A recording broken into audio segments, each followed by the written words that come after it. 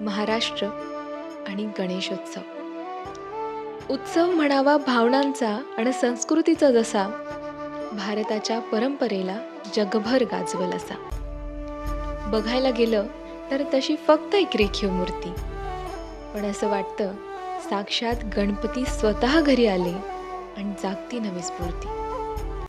स्पंदनांना जोम देणारे ते मंत्रमुग्ध ढोलताशा आणि जगभर गाजतो त्यांचा नाद, हीच आपल्या महाराष्ट्राची भाषा.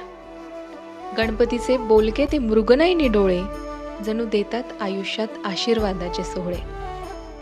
लाडक्या बाप्पाच्या नैवेद्यात मिठाई, लाडू आणि आवर्जून ते मोदक, आणि सगळ्याच मंडळाचे आरस देखावे किती ते बोधक.